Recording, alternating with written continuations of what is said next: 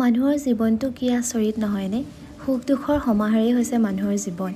আৰু কাৰ জীৱনত কি চলি আছে আঁতৰৰ পৰা চাই আমি কেতিয়াও একো জাজ কৰিব নোৱাৰোঁ, কাৰণ বাহিৰে যিটো দেখুৱাই ভিতৰি তেনেকুৱা নহ'বও পাৰে। আজিৰ যুগত সকলো ব্যস্ত, আজিকালি কাৰো সময় নাইকিয়া হৈ পৰিছে বৰ্তমান সময়ত। সেয়েহে ব্যস্ততা ভৰা জীৱনৰ পৰা আঁতৰি আজি আমি সকলো ওলাইছোঁ এটা পিকনিক খাবলৈ বুলি বছৰেকৰ শেষত। আৰু আমি আহিছোঁ আমি মোৰ হাজবেণ্ড, মই আৰু হাজবেণ্ডৰ স্কুলৰ ষ্টাফ আৰু তেওঁলোকৰ ফেমিলি সকলো মিলি আমি আহিছোঁ আজি কালিয়নীত পিকনিক খাবলৈ বুলি। আৰু আমি এতিয়া আহি 10:30মান বজাত তাত পাই গ'লোহি। আৰু দেখিছেনে পৰিৱেশটো কিমান বেছি ধুনীয়া, একদম শান্ত নিৰিবিলি পৰিৱেশ। কিন্তু অলপ দেৰি পাছত শান্ত হৈ নাথাকে আৰু আমি গৈ পোৱালৈ অলৰেডি 2-3টা পিকনিক পাৰ্টি আহি গৈছিল, তেওঁলোক আছিলেই। তাৰপাছত আমি গৈ পাইছিলোঁগৈ। আৰু আমি পোৱাৰ পাছত লাহে লাহে সময় বাগৰাৰ লগে লগে বহুত বেছি মানুহ হৈ গ'ল। আৰু যিহেতু আমি যিদিনা গৈছিলোঁ সেইদিনা আছিল দেওবাৰ, সেয়েহে দেওবাৰ সকলো ব্যস্ততাৰ পৰা আঁতৰি অকণমান সময় অতিবাহিত কৰোঁ বুলি ভাল লগা মুহূৰ্ত আমি সামৰি ৰাখোঁ বুলি সকলো যিহেতু আহিছে। বহুত বেছি ভাল লাগিছিল দিনটো।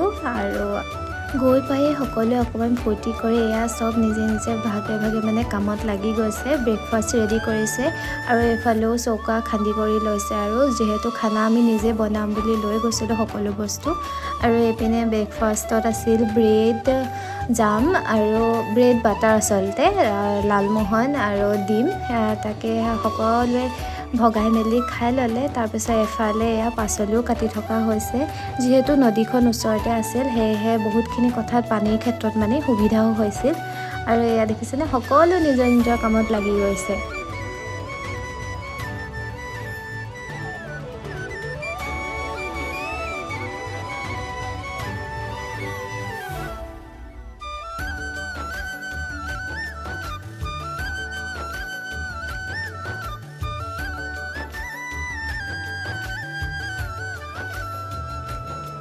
আৰু এইফালে সকলোৱে ব্ৰেকফাষ্ট কৰি ল'লে। তাৰপিছতে যিহেতু বুদ্ধিষ্ট মনেষ্ট্ৰীৰ ওচৰতে আছিল, সেয়েহে ভাবিলোঁ আমি সকলোৱে গৈ চাই আহোঁগৈ। আৰু যিহেতু এইপিনে গাড়ী নিবলৈ অলপ অসুবিধা হয় নদীখন পাৰ হৈ, সেয়েহে আমি খোজকাঢ়িয়ে গ'লোঁ। ওচৰতে আছিল, 500 মিটাৰমান হয়। আৰু আমি এয়া আহি পাই গ'লোহি মনেষ্ট্ৰী। দেখিছেনে বাৰু কিমান ধুনীয়া। আৰু আগতে ফটোত দেখি আছিলোঁ, কিন্তু যোৱা হোৱা নাছিল। আৰু আজি আহিবলৈ সৌভাগ্য হ'ল। আমি গৈ পাই গ'লোগৈ। আপোনালোককো অকণমান দেখাইছোঁ, আপোনালোকে চাই লওক।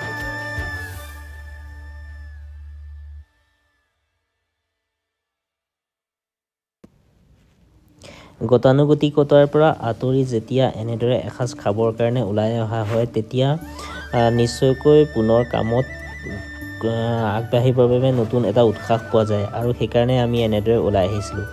আৰু কালিয়নী নদীৰ পৰা প্ৰায় 500মান আঁতৰত থকা এই বৌদ্ধ মন্দিৰটো এটা সুন্দৰ প্ৰাকৃতিক পৰিৱেশৰ মাজত আছে। বহুত ভাল লাগে ইয়ালৈ গৈ। মই আগতেও আহিছোঁ। আৰু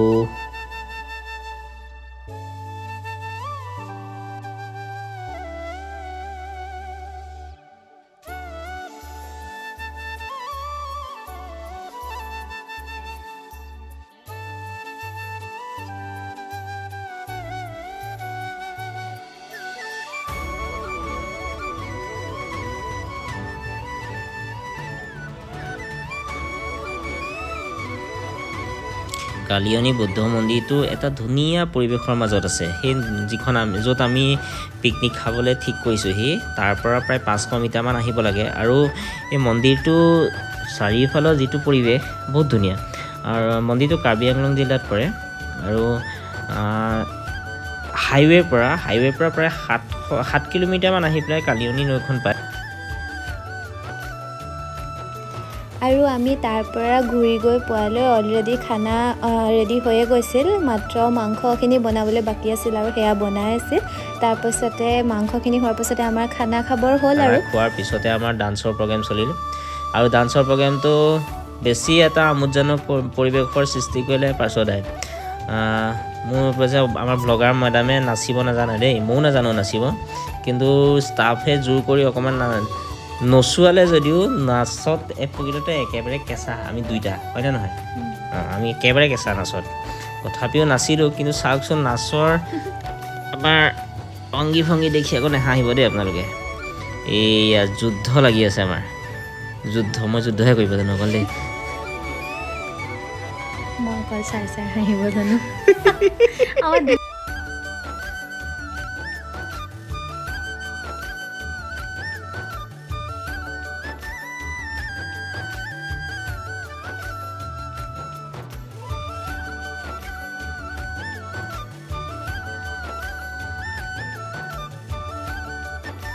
আৰু সকলোৱে এই দিনটো ব্যস্ততা সকলো পাহৰি একদম ধুনীয়াকৈ নাচ বাগ কৰি দিনটো অতিবাহিত কৰিলে আৰু পিকনিক বুলি ক'লেতো নাচ বাগেই মেইন সেয়েহে সকলোৱে ধুনীয়াকৈ নাচ বাগ কৰি দিনটো পাৰ কৰিলে